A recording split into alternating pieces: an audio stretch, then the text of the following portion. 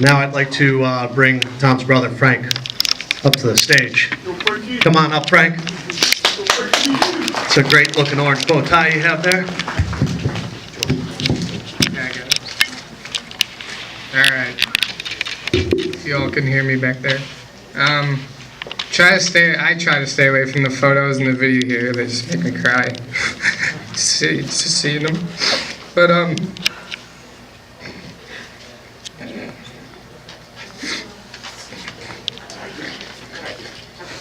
Frank. Think about it, all right? Grab some strength. Tom will give you the strength to do what you need to do, all right? Reach it, grab it. Tom was one of the funniest people I knew, so I thought I'd start this out with a joke. Since Tom's over there and his ashes are over there, this is like it's the first time I've ever been taller than him in my whole life.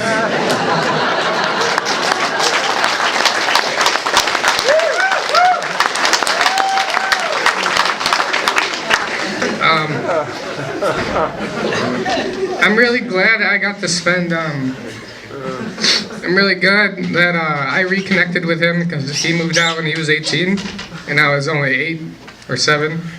So, to me to reconnect with him was really special, but he was one of the busiest people I knew.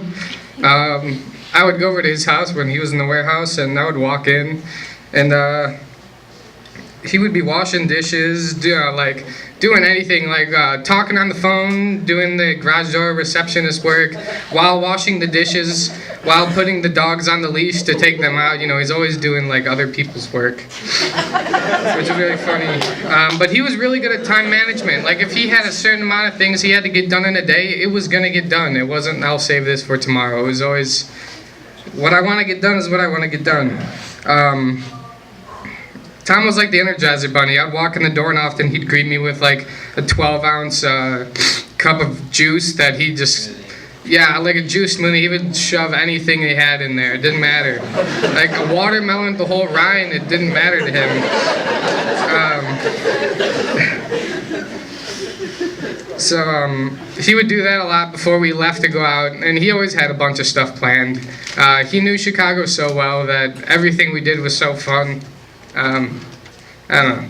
Tom was an inspiration for me and a role model.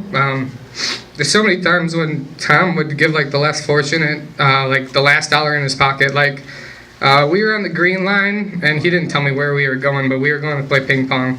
But it was usually we were going to play ping pong. We were on the green line, and right before the doors opened, this homeless guy, he just got divorced and lost his house.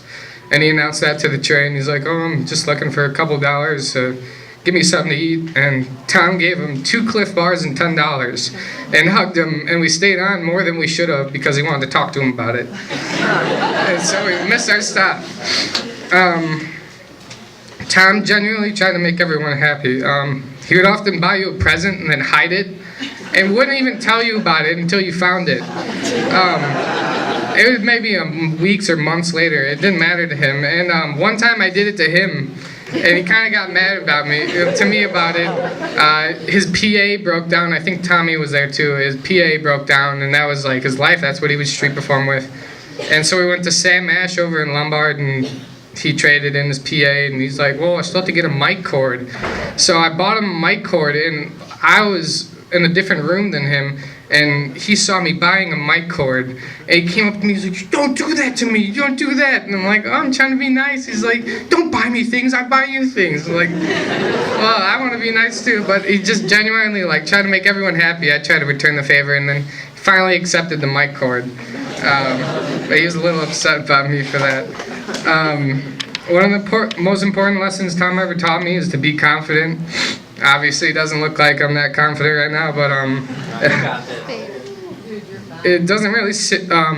Some lessons, even whether it's teachers or anyone else, they don't really sink in unless you have to use them firsthand. You can tell somebody to watch out for people on the street and to do this and that to avoid them, and they can learn that and write it down, and take it in, but unless they're put in that situation, it doesn't really sink in. But the lessons he taught me, we always used firsthand. Like my dad taught me a ton of lessons, watch out for this and that. But when Tom taught me lessons, they were always used firsthand. Just like confidence, right? Like Tom didn't live in the best neighborhood, so often I would walk those 2 blocks from the Green Line to the warehouse, just like shaking, like hoping nothing happened to me. But confidence, he told me it's all about the way you walk, it's all about the way you carry yourself. If they smell an ounce of fear on you, they're going to take advantage of it. So confidence is damn near anything, or everything, and I didn't get that lesson until this year of college. I had to give 30-minute presentations, and I just gave a presentation, and I was first, and I didn't even want to be first, but confidence, that's why I have Tom's shoes on right now, his Just shoes that he left behind, sort of give me confidence. I would often give speeches on things the next day, 30-minute speeches I only researched the day before, but if you have the confidence to do it, it's your material, you know it best, and if you don't show you're not confident, no one else knows. Let's see. Living in Lombard, I never really had to use street smarts, but I wasn't really obligated to use them. Tom taught me a tremendous amount about street smarts, and I would use confidence every time I would walk down those 2 blocks or anything. I remember the last time, there's a funny story, he walked me to the Green Line because it was at night, down Kedzie Avenue. And so Tom has his new cat wrapped around his entire shoulders. And I mean, this is like 11:30 at night. And we're not in a nice neighborhood. And Tom has his whole cat wrapped around his shoulders, and I'm walking with him. And we're walking in front of 2 guys, and one trails behind us. And I kind of take my hands out of my pockets, like ready to swing at these guys, right? Well, Tom's just stroking his cat. Like, but you just have to act like that, and then it ended up these guys didn't want to fight. They were trying to sell us some drugs, but we didn't buy those drugs.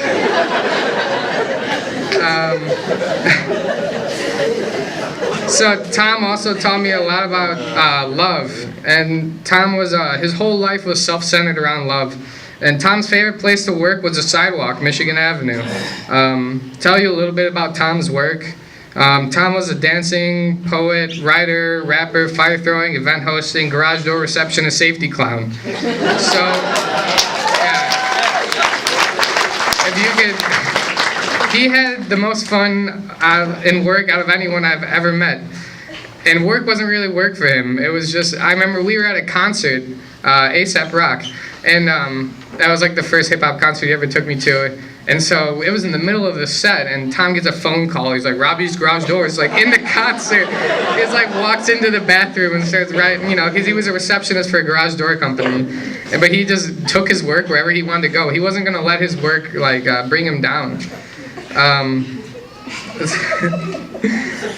Let's see. Tom absolutely loved meeting new people. It seemed like every time I saw him, he would tell me about all these wonderful girls he met.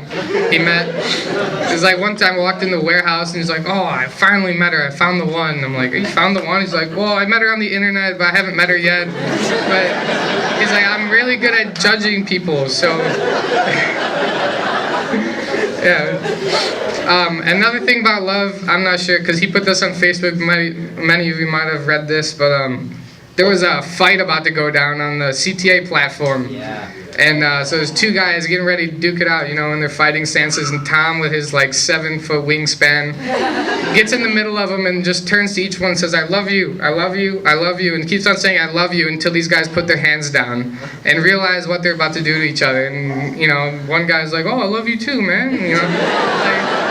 They didn't have to fight, and that's the way Tom was. Tom wasn't afraid of butting in and just doing the better good for people. I don't know, that was really awesome. I thought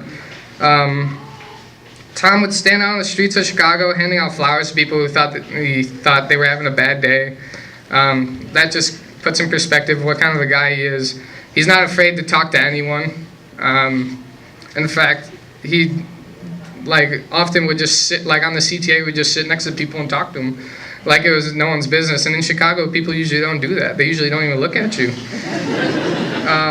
I read a bit of Tom's high school journal just because he left a giant tub of his belongings behind, and it was really, really funny. I would read entries from a Monday, and the whole entry would be about him having butterflies about the party on Friday. And Well, what I want to get at is that I wish he could have seen a snippet of the future when he was 18 to when he was like 30, right? Because he's living his dream. He would have butterflies about going to a party on Friday, but when he was 30, 31, he'd be hosting giant events in the Concord where people are lighting things on fire and throwing them around each other. Like, he's the host. He's the guy that everyone's listening to. And if that's not living his dream, I don't know what is. He went to more parties than I could ever imagine, and often probably got in free because he just knew everyone. I would just be standing on the street and people come up to him like, oh my gosh, I've seen you at this event and this event. He's like, oh yeah, what's up? Like, he knew everyone. In a city of almost, 3.5 million people, I couldn't go anywhere in Chicago without people coming up to him and like, saying what's up. I didn't even know who they were. Let's see. Kind of lost my place. Oh yeah, one of the most important lessons Tom ever taught, or no, that's the wrong one. Let's see. Oh, yeah. So Tom loved what he did, and not many people could say about that till the end of their life. He didn't care about what you had to say negatively. He would just shake that off. And the one thing he told me that I kind of live by now is nothing can affect you negatively unless you let it. Nothing can affect you unless you let that in. If you don't decide to let that in, it doesn't matter. People are complaining about like, oh, Obama this, Middle East that. Well, live your life. Don't worry about that right now. That doesn't affect you unless you let it, unless you, take that in. So Tom would receive a lot of criticism, like, oh, you're 31, you don't have a real job, and, you don't even exist. Like, you don't even have an address according to the government. And he's like, hell yeah, I live my life the way I want. Like, he didn't take that in unless he wanted to. So that's the way I try to live my life.